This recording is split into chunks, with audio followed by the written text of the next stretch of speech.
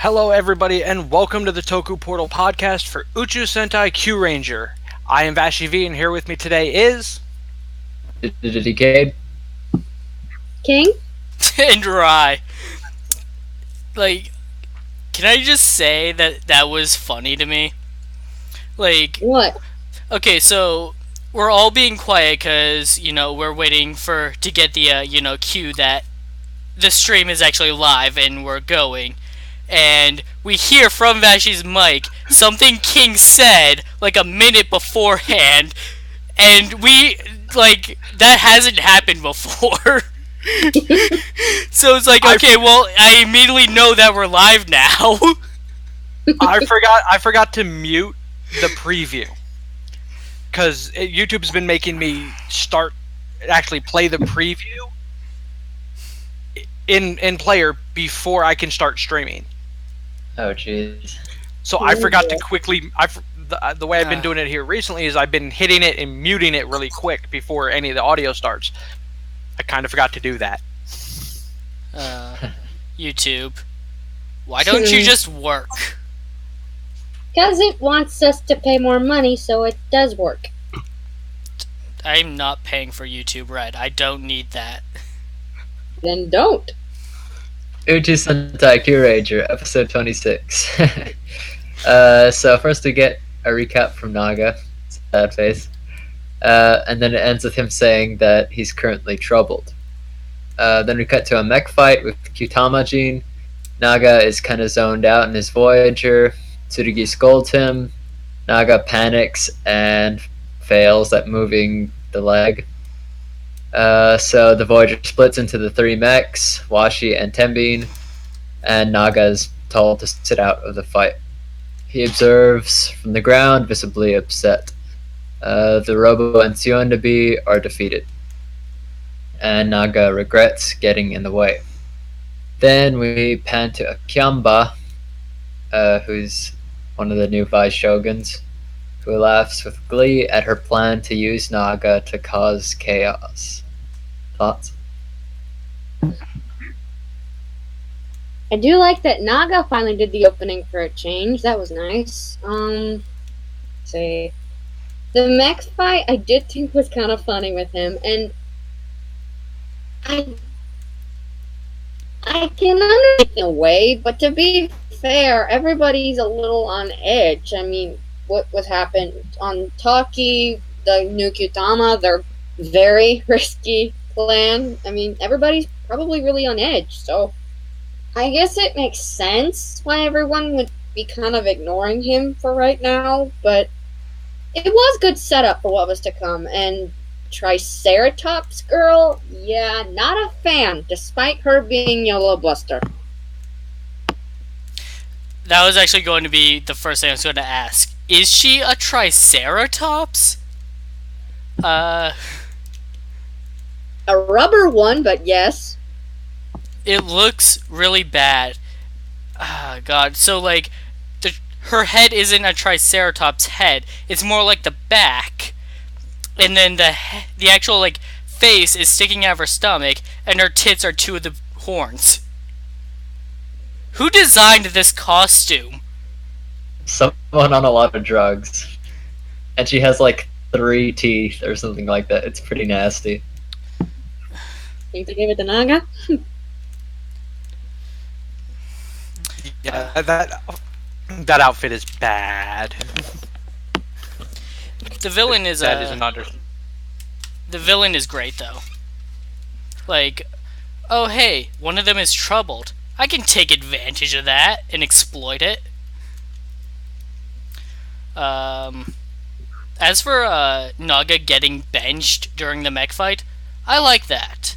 I like that one of them just was able to make the call like, hey, you're not focused right now, take a break, we got this. Like, I like the fact that he was literally benched. Like, they flat out told him, unlike what they did with Stinger, a couple episodes ago, where he just was the only one who didn't go on the mission. They literally flat told Naga, you screwed up, you're on the bench. It's like seeing him space out based off of last episode and all that. It fits with the storyline that they're driving for him. I'm not happy with later in the episode, but at least for now, it seemed appropriate.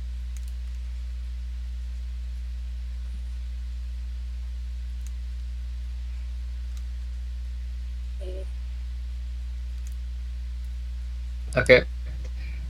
So yeah, and then we get the opening. Then when we come back, the episode title Space 26, Dark Warrior Habitskai Metal. So the Rangers are huddled over the pool table with the map. Tsurugi wants to go over the time travel plan. Hami asks Naga what happened earlier. Naga is disturbed because despite being a ranger for some time, he hasn't obtained emotions. However, Sho points out that his irritation is an emotion as well, so he shouldn't be too upset. And Balance suggests that he just take his time. Currently, Balance is working on adapting the Oriongo to the Tokei Kyutama's power so it can become a time traveling machine. Tsurugi explains that the past is not easy to change because it could affect the future, because Garo wanted to straight up kill Don Armage. Tsurugi wants to see what happened in the battle first. Sholompo suggests that they take a break while Balance is working. Hami suggests that they have a barbecue. Everyone gets excited. Naga wants to help Balance, but he's told to join the others, so he does that. Any thoughts so far?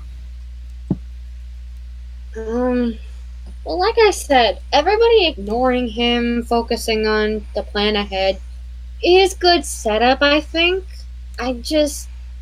Well, Naga's a favorite among many, so I guess it would make sense that people would be a little jarred towards that, I guess. Balance working on the ship throughout, I thought was a good, streamline, so explains why he's not there and everything. And, it, like we said last week, Naga really has shown progress, even though he doesn't think it. Like Sho said, irritation, and like you guys said with the illusion thing last week, Naga's illusion, nothing. Our Naga, he's showing depression, he's showing anxiety, irritation. He may not think it, but he honestly didn't have much farther to go in the first place, so I like that there's a certain contrast to his argument. Oh god, I was going to say something, and then I was thinking about what you were saying and I forgot it.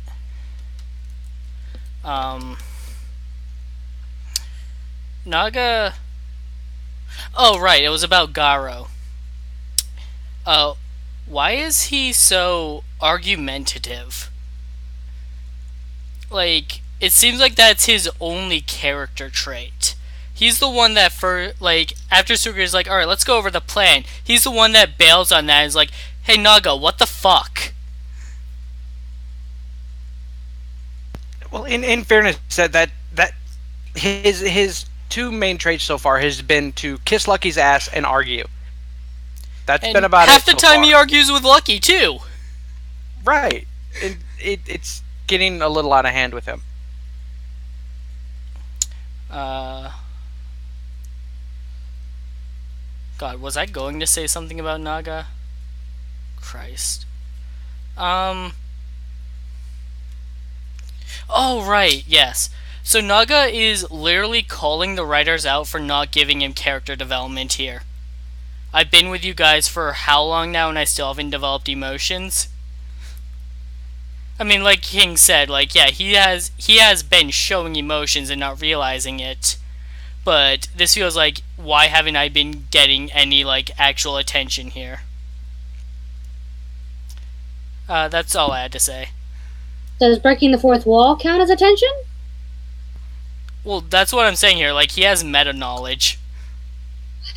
Fair enough. But he's been shown to have meta knowledge in the first place. That's been his shtick with Sholompo throughout just the whole start of this series, because he's constantly calling his bullshit out to the viewers. But like King said, is he's been showing more emotion here, even if it is, what people on his emotion, depression, anxiety, the apprehension, the antsiness that he has with wanting to get this crap. There's still emotions. I think his biggest issue is the fact that yes, I think on a basic level he understands he's getting them. He doesn't understand what they are. And I think that's been the big issue, is that they've not, because that's been his whole thing. And I think this is kind of why he's a little irritated with balance a little bit, because I think it seemed that he was a little irritated with it.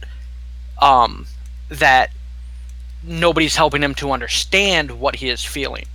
Nobody's explaining to him, yes, this is an emotion, this is what this means. He's just feeling it, and which I get. This is a hard aspect to bring across in a show where literally everybody has emotions. There's nobody fundamentally, there's nobody on Earth who doesn't understand emotions, who wasn't born with them, who doesn't understand them from the get-go. So we all know what they mean. So how do you show a character who doesn't understand what this stuff is, and how do you express that he doesn't understand that what he's feeling is emotion? So their big thing has been to kind of ignore the fact that he's been feeling this crap and just run with it. But nobody else is actually taking the time to basically sit down with Naga and go, hey, all this year, all of this issue right here is because of X. It's because of anxiety. It's because of depression. Like King said, everything from the last episode, that was depression. This one is more, throughout most of this episode, is more irritation and being antsy. So it fits that with Naga. It makes sense that he doesn't understand that yes, these are emotions. This is normal. So he feels he's not having any growth, any emotions throughout the series. So it makes sense.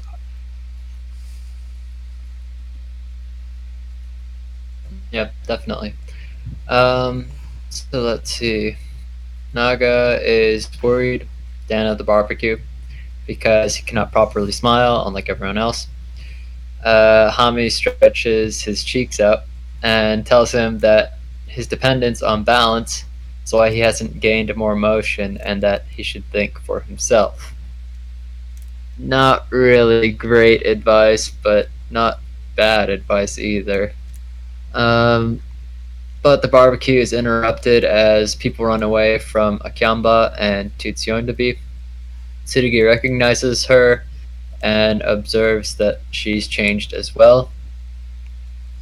She uses her staff to drive the people nearby into emotional frenzies. Tsurugi, Lucky, Hami, and Spada fight and Naga fight while the others evacuate the people. During the fight, Akyamba isolates Naga and informs him that she can unleash his dormant emotions if he desires them. She then retreats. Honestly, something I could see from Hami. I'm not saying she's a bad character, it's just that they've shown time and time again that these guys are not one big happy family. They are dysfunctional as hell. Hami is no different, because she's a teenager who's a ninja who used to have confidence issues growing up. So, I can see how that would conflict a lot with Naga, who's very different. Like it said in the show, and like you guys said, he relies a lot on balance because for a while, he was all he had. So it makes sense. And, it just occurred to me that this really hits a lot of the pinpoints, at least I think, for somebody who has, mental disorders. Like Bashi said, it's hard for people who have been born with this sort of thing to be able to help somebody who doesn't understand it. And it reminds me a lot of, I have some friends who are autistic, or who, they don't really have that sort of mind function we do. And Naga reminds me a lot of that, because he wasn't born with the mindset of emotions. So it really hits home a lot in that respect for me, because it's hard for people to be able to teach somebody to be able to understand this, the way society works in that sense. So I think that the way they built this up, like the more and more irritated and frustrated he became, it really matches with the real life. Because some people who are born with that sort of thing, like, or autism or whatever it is they have, or Downs or whatever, it's hard for them to go through that and have to live an entirely different way. And then to have to adapt to how everybody else acts. So I think that really it's an underlying theme, yes, but a really damn good one. And the fight was okay, I guess. I liked how Akamba was basically just screwing around with them, and she seems a lot smarter than she looks. In terms of the fight, I'm glad they all read the script, because when Lucky said, "Get the civilians out of here," I had no idea who was supposed to do that and who was supposed to fight. Uh, in terms of Naga, this reminds me of Data from Star Trek. An android built without emotions. He can't feel anything. And that's the one thing that he wanted. He wanted to be able to feel. And there's this one episode where, like, a villain offers him that ability to feel, and he literally betrays his old friends just for that. There's even like a parallel with Hame, wherein it starts off where the person makes him feel anger, and so he talks to the ship's counselor like, were the implications that I was feeling a negative emotion? And the counselor tells him, there are no negative emotions. There are just emotions in what you do with them. And so later, when he basically becomes an antagonist, he uses that argument as like, you told me yourself, there are no negative emotions. So I see that something very similar to that coming into play here with Naga later down the road. Right. Both you guys make really good points, especially with King with the parallel to, like mental disorders and all that, and especially with Rai with the parallel to Data. I get Hammy's comment of him relying too much on balance, and for him to do things on his own, which it's good advice to the wrong person, I feel. Like, because if she'd done this with anybody else, they would have understood what she meant. Whereas with Naga, it was, okay, well, screw all of you, because none of you are helping me. Then, if I need to do this on my own, I'm literally going to do this on my own. So to hell with all of you. And for I cannot remember the villain's name or pronounce it anyways. Akamba. So far, she has been one of the two smartest villains so far, in my opinion. Because her whole plan, or at least right now, as far as we know, is, you know what? I'm not going to be the one who, messes everything up. I'm not going to be the one. I'm not going to get my hands dirty. I'm going to leave that to the people I'm going to mind rape. Especially with the easiest way to take out, in my opinion, a team this large is to literally do what she's doing, to sow discord between the team. Because we've already been shown that this team does not do well with conflict within the team. Look at the issues, Stinger going after his brother and all that, and how, granted, yes, that worked out. It took a lot longer than it would have otherwise to work out. Right. They don't work really well as a team outside of certain instances. unless unless literally everybody is on the same page, something is getting screwed up. If just take the mech fight at the beginning, they weren't all on the same page. Shit got screwed up. Stinger decides he wants to trust his brother, which was a bad idea. It makes sense that her plan is to literally just basically get everybody to basically attack each other. It works well, and like I said, it's a good thing everybody else read the script, because I didn't understand who was supposed to go do what either.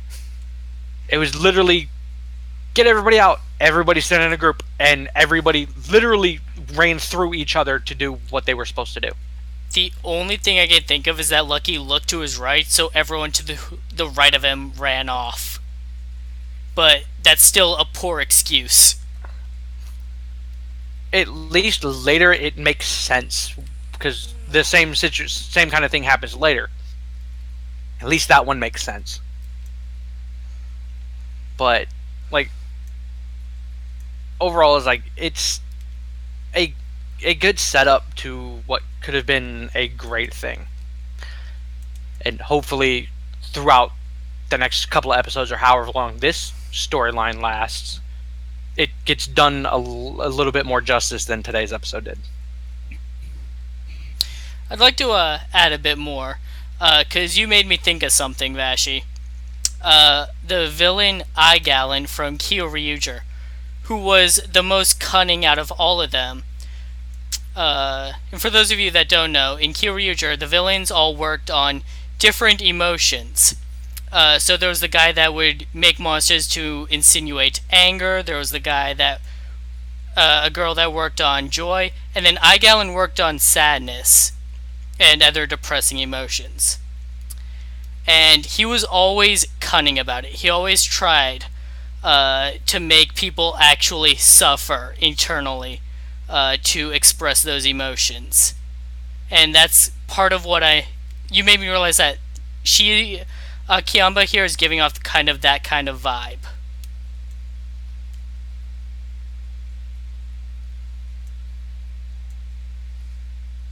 Yeah, that's an interesting point.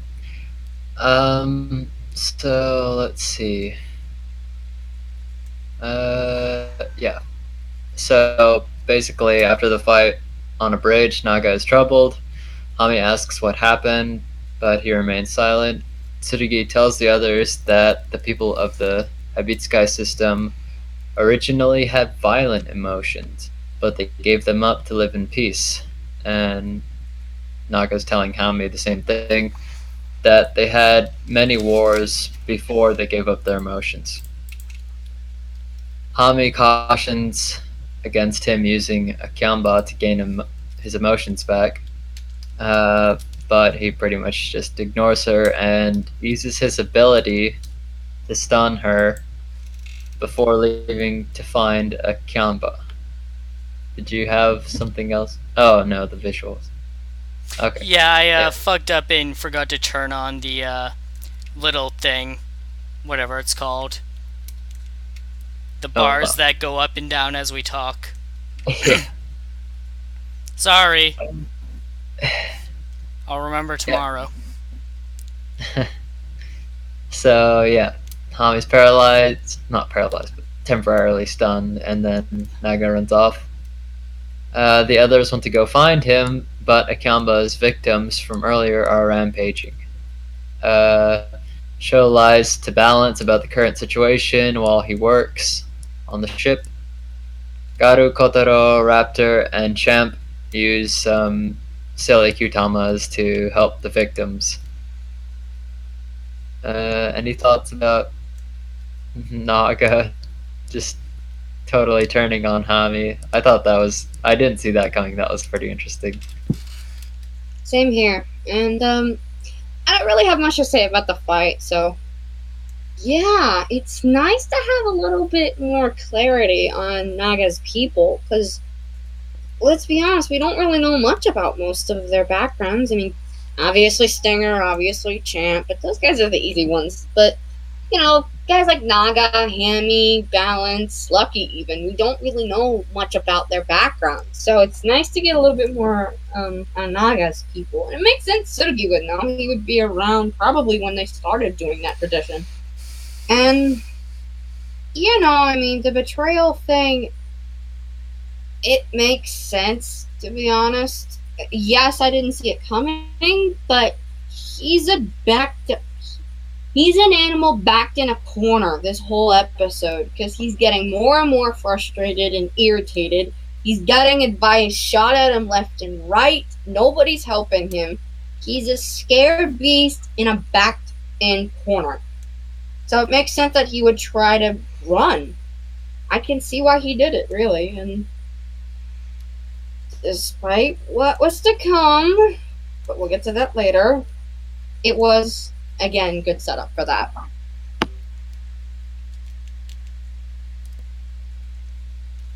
They did a really good job of making sure nobody helped Naga, and making it feel like correct.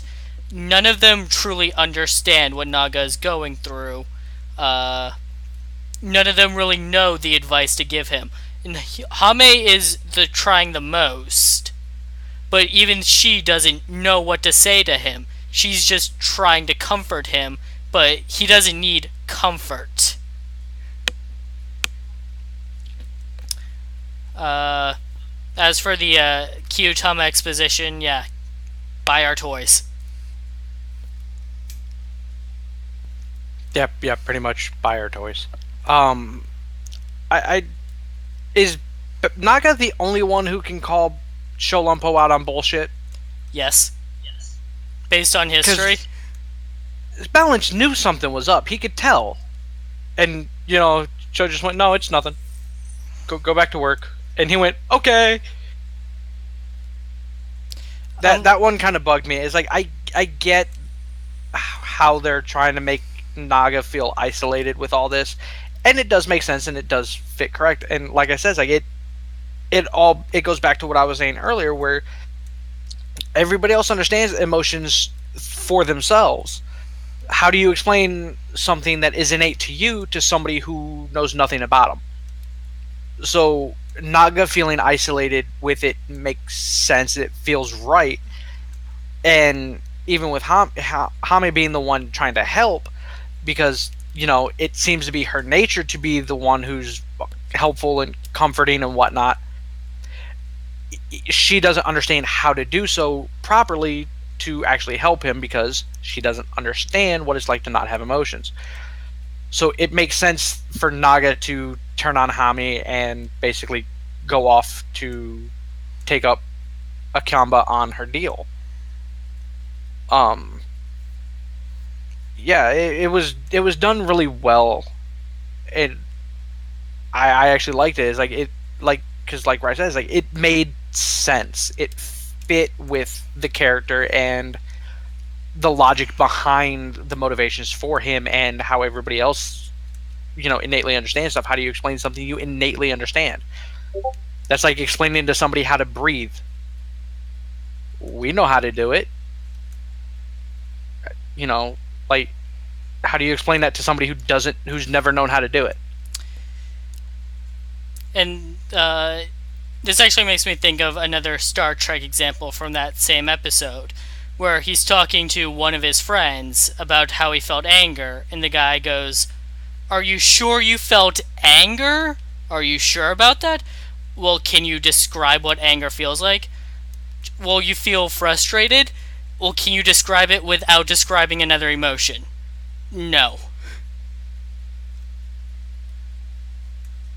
Right, and that's why Hami's having such a tough time comforting Naga, and why Naga didn't feel it was helpful. It's because to explain emotions, especially complex emotions, you have to explain other emotions too. And I feel it would be extremely frustrating for somebody like Naga to have to deal with that type of learning. So it kind of makes sense that he doesn't understand all this, so he's essentially taking the easy way out. I mean, for him, he doesn't feel it's the easy way out. He feels like it's the for him. It feels like it's the right thing to do, the only thing for him to do to be able to gain these emotions. But as we all see it from based on our point of views with all this, is like it essentially feels like the easy way out of, well, you're not going to learn about this stuff. You're just going to get it. Here you go. Here's the golden apple. Yeah. Um, yeah, so then we cut to Naga in a misty forest. Akamba appears and releases his emotions, which manifest as dark purple snakes. Pretty nice imagery there. The Rangers find Naga and Akamba. The Rangers try to reason with him, but it's obvious that he's already gained some emotions based off of his reactions. And Akamba unleashes the last bit of emotions that he has, giving Naga a new outfit, like a face tattoo thing, and a corrupted Kyutama and Seiza Blaster. He laughs with delight at his new feelings, and Dark changes into Hebitsukai Metal. He attacks before the Rangers even have a chance to change. But they do change. Hami tries to reason with him, but is nearly killed by Naga. Lucky jumps in and interrupts his attack, though. The Rangers are nearly defeated by him, but before they can chase him, the two Tsuyonobi interfere. But yeah, they defeat him. And that's the end of that.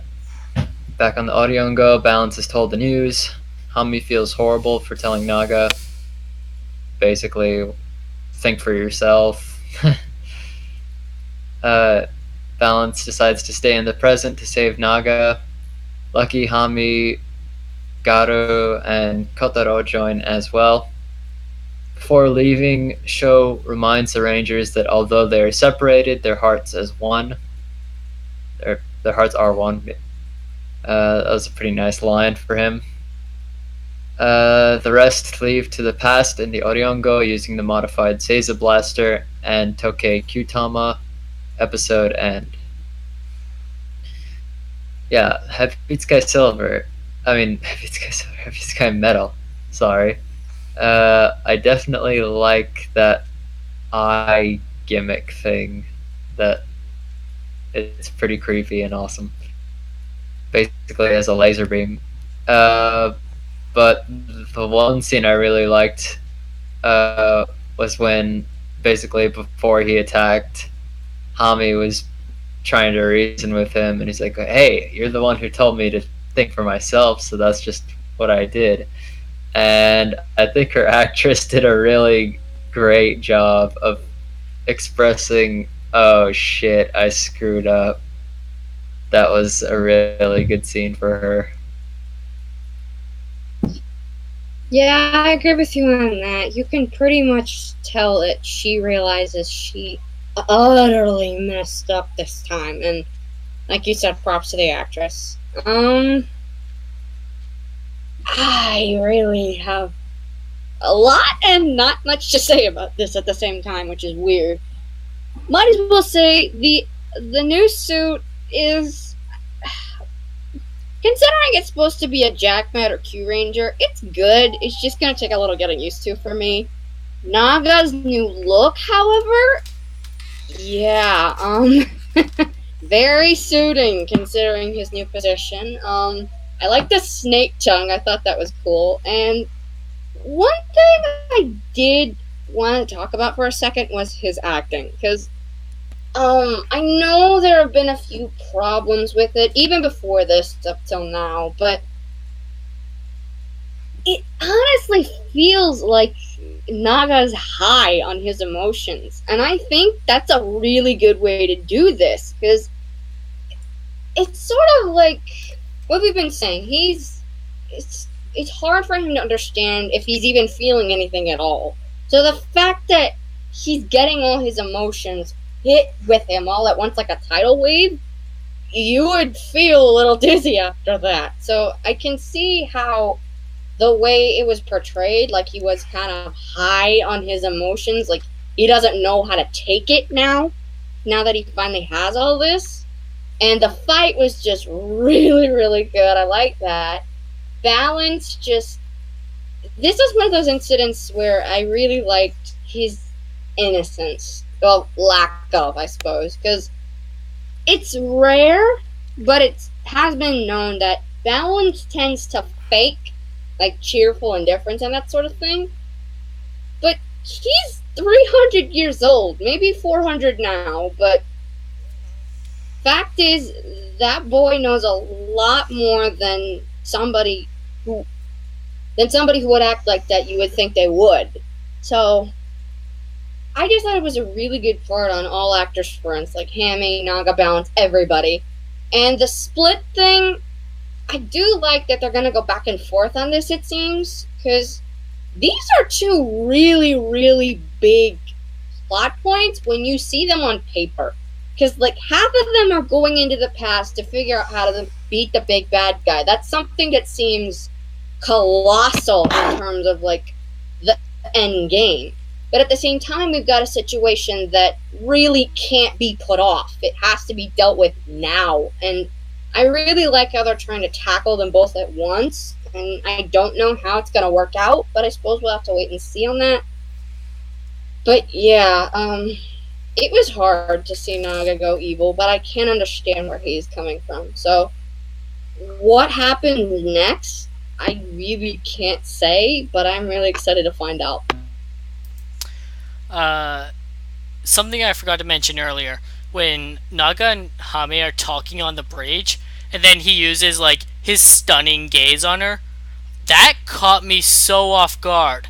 Yeah, their conversation wasn't going well, but he straight up attacked her unprovoked.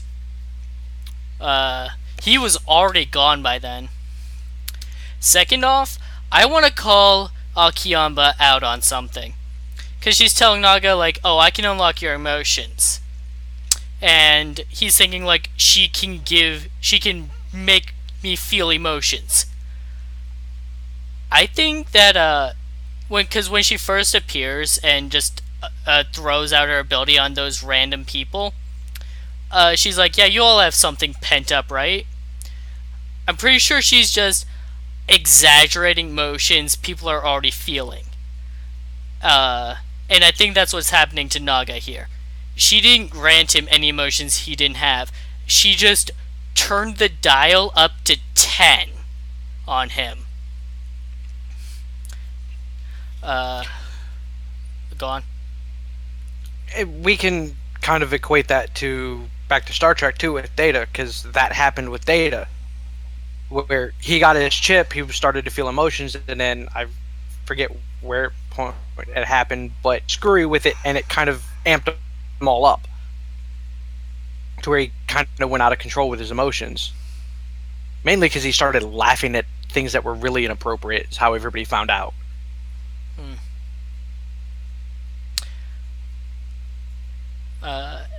As for Naga's new suit, I like it. I think this is a really good suit. And especially like the eye on the chest, because that's his whole gimmick. Like, yeah, put that out there. I wouldn't be against him keeping this if he becomes a good guy again, actually. I also like the how they changed all this stuff to dark, like Dark Change, Dark Kyuutama, Dark Galaxy. It was a good fight. And then as for them splitting the team, finally, I've been wanting them to do this kind of thing for a while now. Split the team up. This is a bit more like linear than I was thinking, because they're just doing two teams, they're doing their own things, but this is still really good because they're doing two very important things. And what I'm expecting is like every other episode kind of thing, so that we can follow both paths, or maybe like 2x2 sometimes.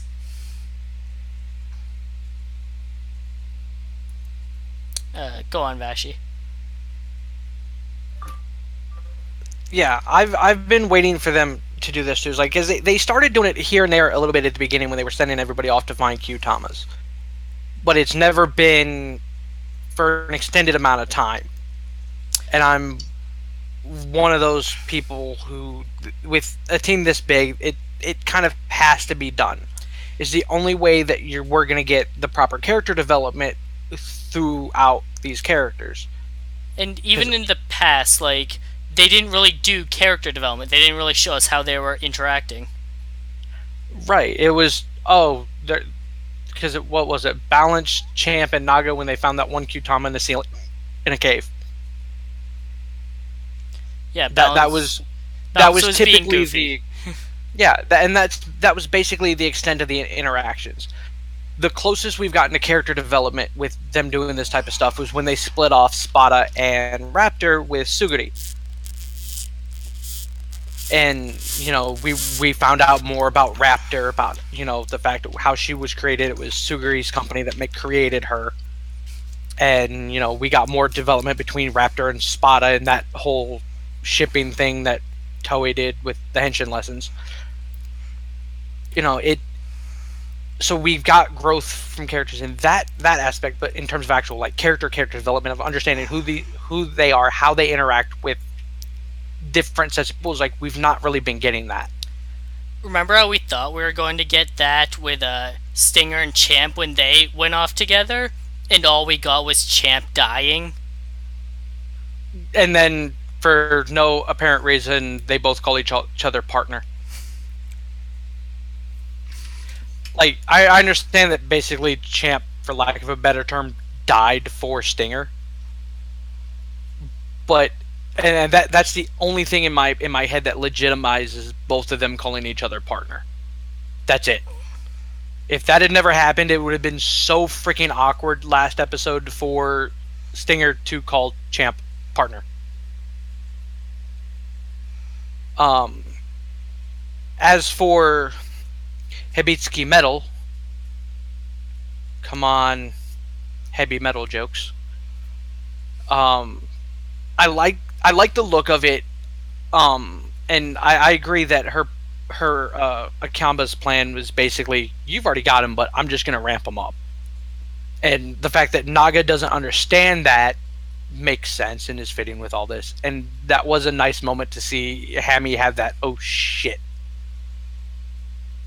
moment. It was really, really well done.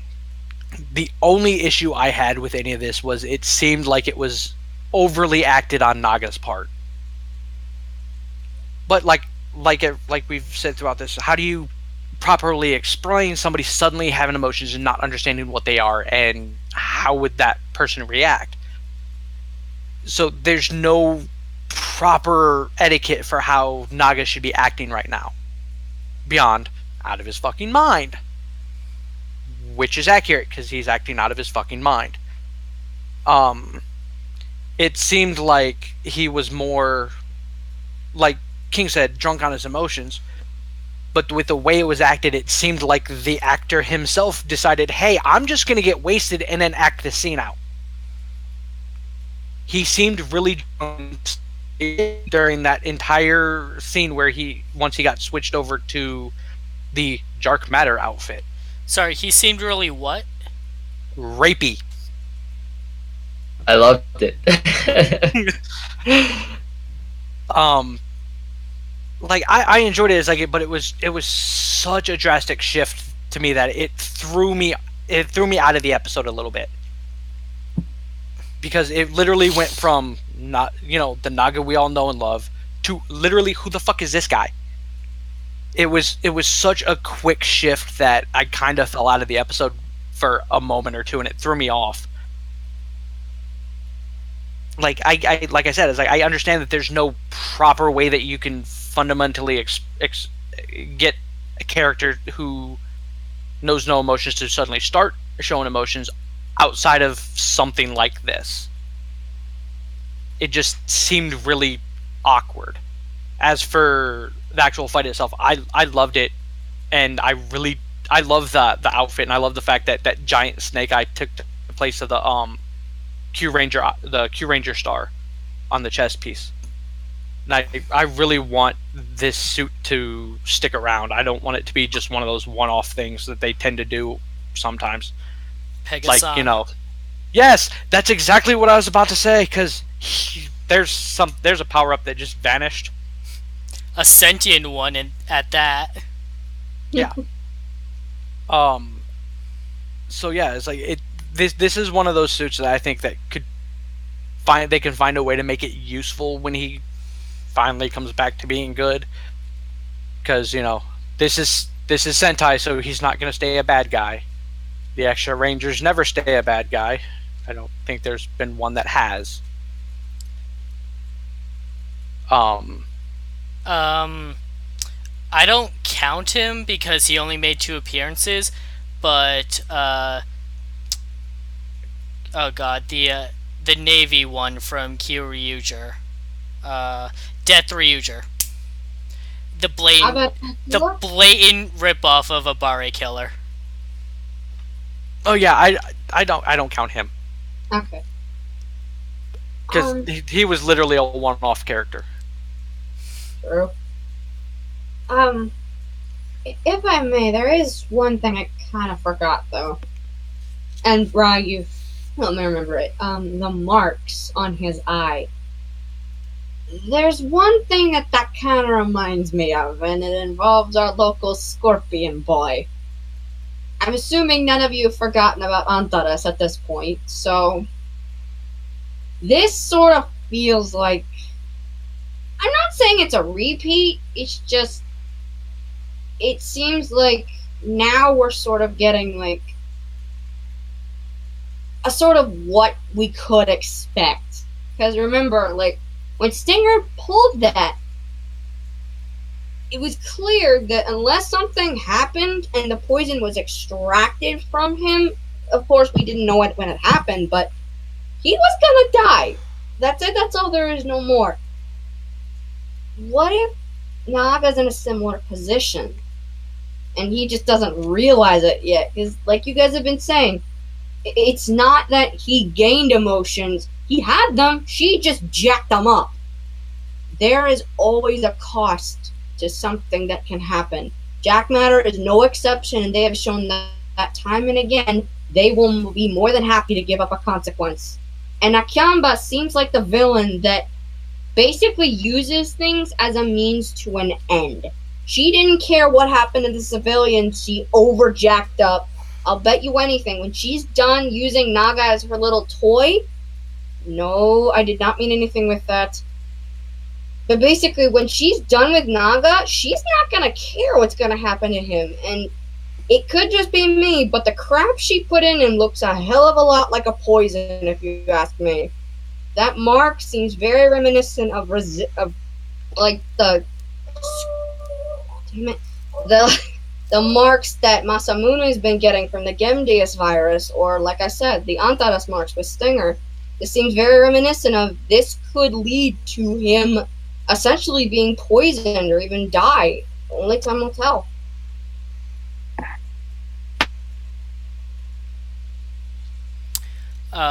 Something else I wanted to bring up. In the final scene when Hame tells Balance that it was her fault for giving him bad advice, Balance calls her Chan Hame instead of Hame-chan. So I have a question. Does Balance have a weird way of talking that doesn't translate well through subtitles? Yes. It's something he's done, like, throughout the show, I think, since he's been introduced. It's like, he says things, he means one thing, but it says backwards. Like, Chanhami, I think he said gomen a few times, but it's mango. And I know, you guys heard him say goisu, right? A little bit? Yeah. That's basically sugoi. He just said Oh! Yeah, you get it now? I didn't catch on to that! Like Mango when he did his introduction episode, and this time with John Hami. It's just how he says things. Every time he said Goisu, I was just like, okay, I guess that's just his word. It's like, no, he's actually saying Sugoi. So basically he's verbally dyslexic.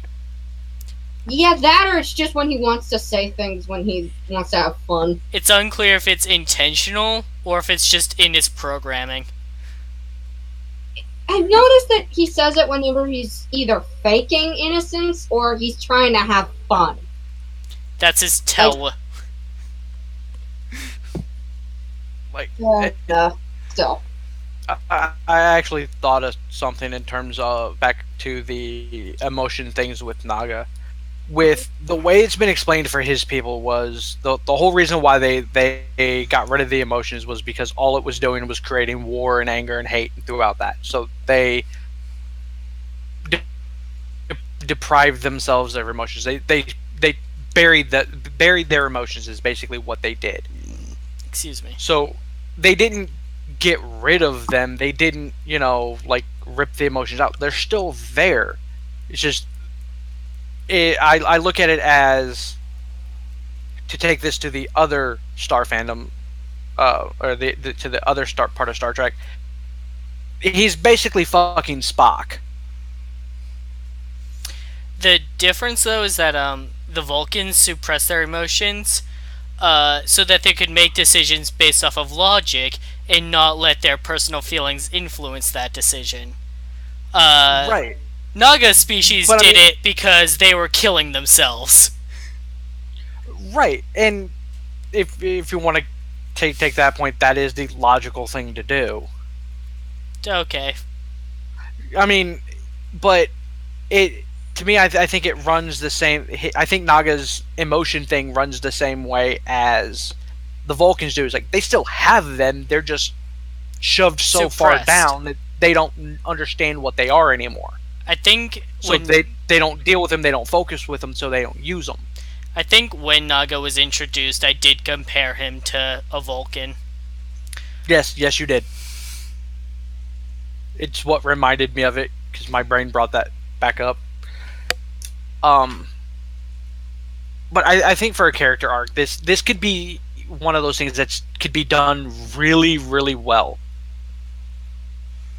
But I have a feeling it's going to get mishandled because this series doesn't have the best track record with character development and character development being handled right. Like, if this had happened in Kamen Rider, like this entire scenario happened in Kamen Rider, I would have no problem with it because I know it would get handled right unless it was in Blade. I was about to say, something like this did happen in Blade. Blade is an exception because holy fucking, we'll get to that. We'll get to the Blade cast possibly this weekend. But like I feel with this particular writing staff, this is either going to get handled really, really well, a la the way Scorpio was handled, or it's just going to be a nightmare. I'm hoping this gets handled well, based off of the way that Scorpio got handled. But yeah, I'm not holding my breath out on it.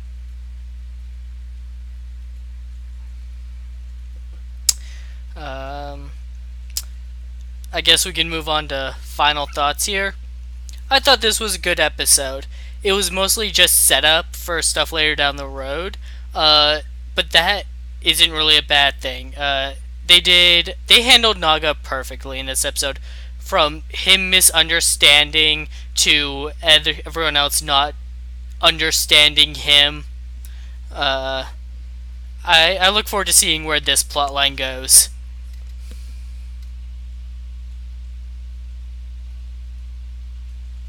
Yeah, I definitely think it's interesting that the team, for the first time, is getting split in half, and we're going to go back and forth between them for hopefully a couple episodes. I mean, we've had 2 or 3 people do their own thing, but yeah, this is definitely going to be interesting. Even though the next episode does seem to be, like King said, a bit of a breather, more lighthearted and silly, it'll still be interesting to have half the team gone. So yeah, I'm looking forward to that. and seeing the two teams have to kind of work with each other, and especially uh, the time travel team not having Lucky butt in to everything. That'll be nice. Um, yeah, Naga is. I don't have a dislike character in this show. So, of course, it was hard to see Naga become evil, but like you guys said, it was handled remarkably well, in my opinion. And I know that next week looks a little bit like a bit of a silly episode, especially considering what's been happening. But I'm honestly looking forward to that because we've been hit with a plot in like what is it now, 10 weeks, and yes, some of it was a little shaky, some of it was really good. Depends on your opinions. But I myself am looking forward to next week. Just have a little bit of fun, to smile again, and just to think about the Naga's evil, if only for one episode. Who knows? It might only be half if they do the back and forth thing again. Only time will tell, but I did like this episode.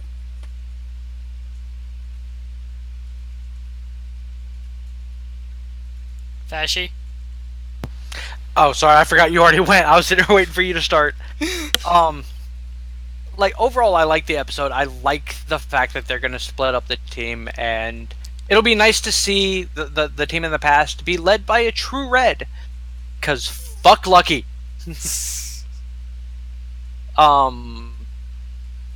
It's even with the next episode, even if it is just a dumb filler episode, as much as I want the plot to continue forward, like King said, we've been hit with a lot of crap over the last couple of 10 weeks in terms of what's going on, all that. I could use a little bit of silly. Do I absolutely want it? No, I kind of want the story to progress, especially with the fact that this is, as I look at it, literally the start of that whole story, the way that whole plot aspect is going. So for them to jump immediately into a filler-like episode seems kind of dumb to me. If what King said is true, though, it might not be filler. Right. That's why I said filler-like. Because there's no guarantee that it's filler, because there are aspects with this episode that if what King says is true, then it's not filler. So it'll be a nice touch, but I'm hesitant with it. I do like the aspect of them hitting basically two different timelines throughout this series. It's kind of a Kiva-esque aspect to it, just done really properly, in my opinion. Is at least as of the way we're perceiving that this is going to go. Because the theory is one episode in the past, one episode in the present, one episode of past, present, or several episodes in the past. That story, or how they work that. So I like that idea rather than them trying to split the episodes up between what's going on in the present, what's going on in the future, or past, I mean. So I'm looking forward to seeing how this all plays out with the way things are going. And that's all I gotta say about that.